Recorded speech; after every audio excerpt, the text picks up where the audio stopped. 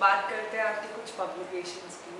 जैसे हम सारे ही यहाँ पर, हम जितने भी हैं, हम सभी 11वीं और 12वीं पास करके आए हैं, तो हमने आपकी बुक्स पढ़ी है, concepts of physics part 1 and part 2।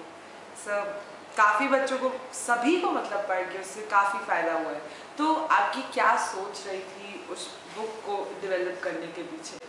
असल भाई लंबी सी कहानी है। मैंने पीएचडी ख़त्म करने के बाद पटना साइंस कॉलेज में एज लेक्चरर ज्वाइन किया और उस समय में क्लास 11 और 12 पटना साइंस कॉलेज के अंदर हुआ करती थी, प्लस पीएससी प्लस जो पटना यूनिवर्सिटी का पोस्ट ग्रेजुएट डिपार्टमेंट है वो उसी पटना साइंस कॉलेज के कैंपस के अंदर स्थित है।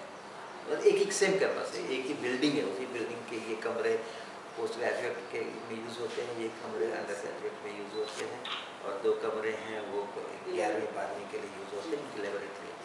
तो मुझे वहाँ पर सभी क्लासेस मिलती थी, 11वीं को भी पढ़ाना होता था, 12वीं को भी पढ़ाना होता था, बीएससी ऑनर्स को भी पढ़ाना होता था, एमएससी को भी पढ़ाना होता था।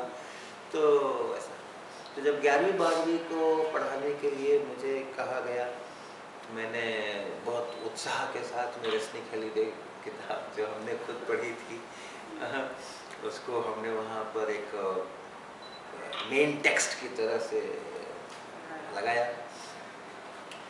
और साल के अंत में जब हमने देखा बच्चों की प्रगति को देखा, जब हमने पाया कि the whole exercise was a flop, किसी को कुछ मतलब बहुत ही कम प्रगति हुई जो जितनी मैंने कोशिश सोचा था कि जितना मैं करूँगा इसकी अपेक्षा।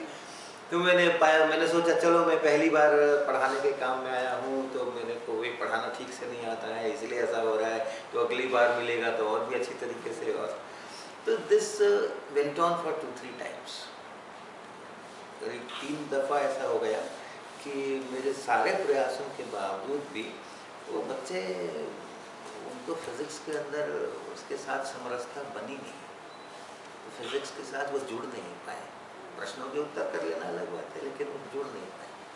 तो उसके बाद मैंने एनालिसिस शुरू किया कि कहाँ पे प्रॉब्लम हो रही है।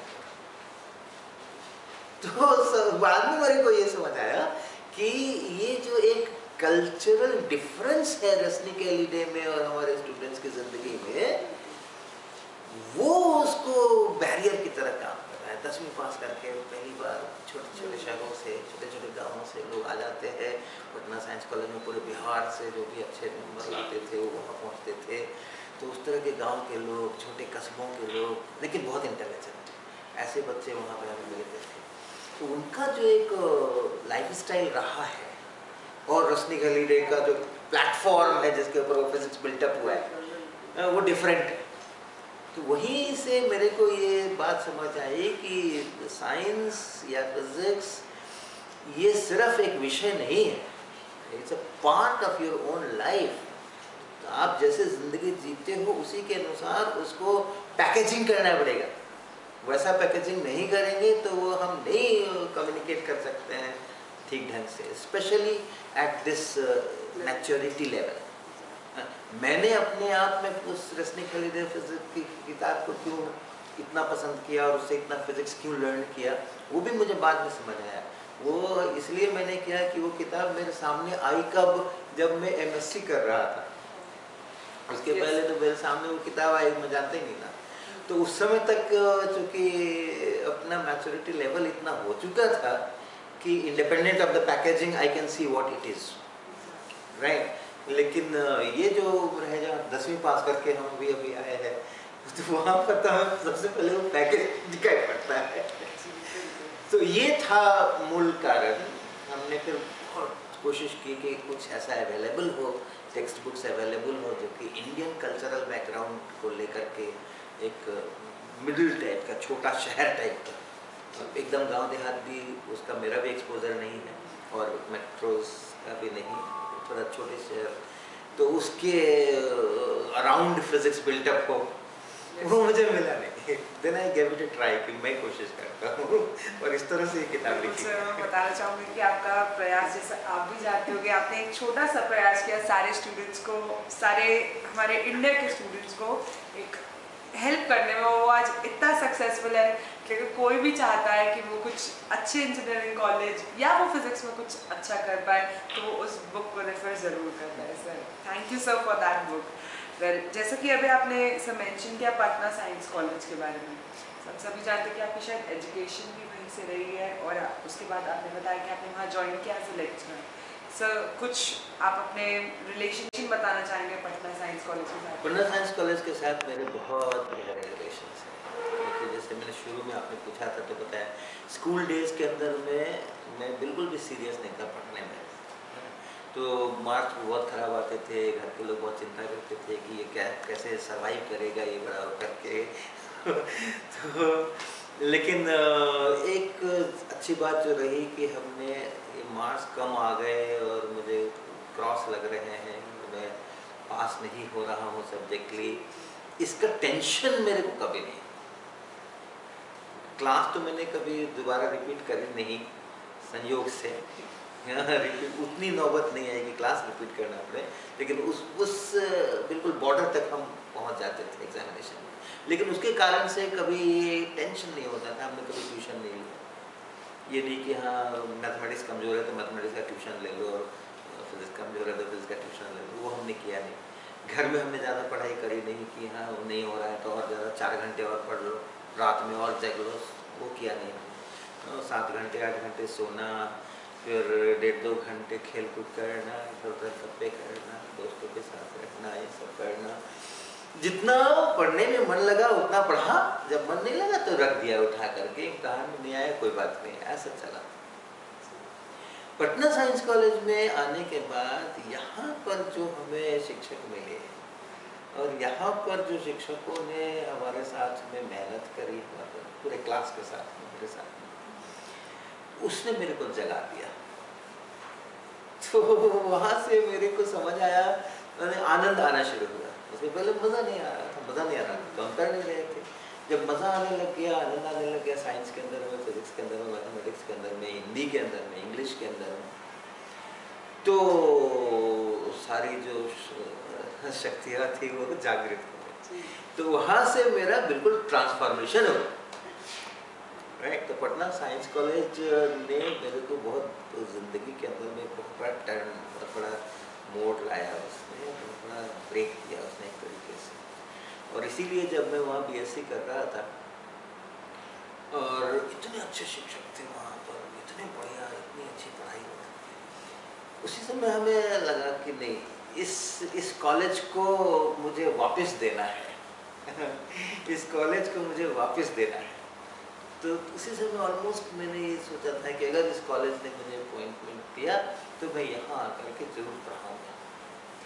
तो फिर मैं आईआईटी गया, एमएससी और पीएचडी मेरी आईआईटी में हुई, आईआईटी कानपुर में। तो वहाँ पर भी वैसा ही हुआ, और वहाँ पर भी हमारे जो समय शिक्षक थे इतने डेडिकेटेड, बहुत ही इंस्पायरिंग। तो उन्होंने भी, तो ये 2 जगह से हमने अपनी ज़िंदगी में बहुत कुछ पाया है। दोनों जगहों को हमने वापस देने की कोशिश की है। मैंने पटना साइंस कॉलेज में करीब 15 साल तक पढ़ाया और उसके बाद में आईआईटी कानपुर को पिछले करीब 17 साल से वहाँ पे काम कर रहा हूँ। जैसे आपने बताया कि आईआईटी और पटना साइंस कॉलेज की वजह से आपकी ज़िंदगी में एक टर्न्स आया, सर क्या आप कुछ ऐसा ही हमें बताना चाहेंगे शिक्षा सोपान के बारे में, जो शायद आप चला रहे हैं? हाँ, शिक्षा सोपान एक आईआईटी के स्टूडेंट्स की शुरू की हुई संस्था। करीबन 11 साल पहले कुछ स्टूडेंट्स ने ये तय किया कि हम आईआईटी की फैसिलिटीज़ का उपयोग करते हैं, ज़िंदगी बिल्कुल अलग है वहाँ पे, बिजली नहीं जाती है, क्या क्या सुविधा नहीं है वहाँ पर। और दूसरी तरफ जो सोसाइटी है दीवार के दूसरी तरफ, वो बहुत ही बदहाल उसके अंदर में रहती है। ये जो डिफरेंस है, तो कुछ स्टूडेंट जो सोशली सेंसिटिव थे उन्होंने ये तय किया कि नहीं, एक ऐसा प्लेटफॉर्म चाहिए जिसमें आईआईटी के स्टूडेंट्स इनके साथ में कम्युनिकेट कर सकें, इनके साथ में बैठ सकें, इनकी समस्याओं को जान सकें। तो इस तरह से शिक्षा सोपान की स्थापना हुई थी। बाद में वो सब तो स्थापना करके चले गए और पीछे से जो ऑर्गेनाइजेशन था वो फिर आगे के स्टूडेंट्स ने उसको आगे बढ़ाया थोड़ा बहुत करके। मैं उसके अंदर में जुड़ा लगभग 6 साल पहले। 6 साल पहले मैं और बहुत सारे फैकल्टी के जो हमारे मेंबर्स हैं वो सब जुड़े। तो अच्छा लगता है कि हमारे ऊपर इस सोसाइटी का बहुत बड़ा ऋण होता है। हम सोचते हैं कि हमने पैसा कमाया, हमारे पास इतना धन है, उस धन से हमने ये सब सुविधाएं खरीदी हैं, लेकिन दैट इज़ नॉट एनफ। इतना नहीं है।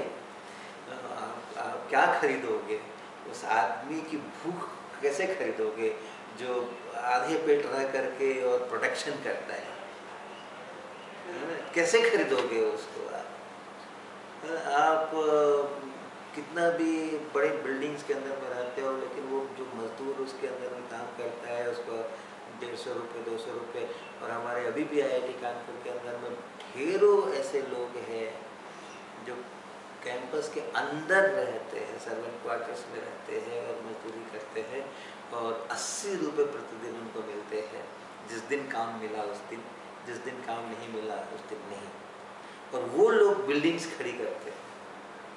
कैसे आप कहोगे कि ये मेरे पैसे की हमने बिल्डिंग खरीदी है और मेरा है सब कुछ?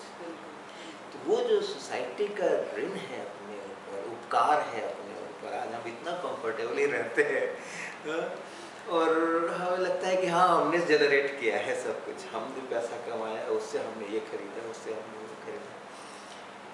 तो कहीं ना कहीं अपने को अगर ये समझ आता है कि नहीं, वो जो सोसाइटी है उसको हम हीन भावना से नहीं देख सकते हैं, उनकी हमें पूजा करनी चाहिए, उनके चरण धो करके पीने चाहिए, हमें जो खुद इतने कष्ट में रह के हमें इतना कंफर्ट दे रहे हैं।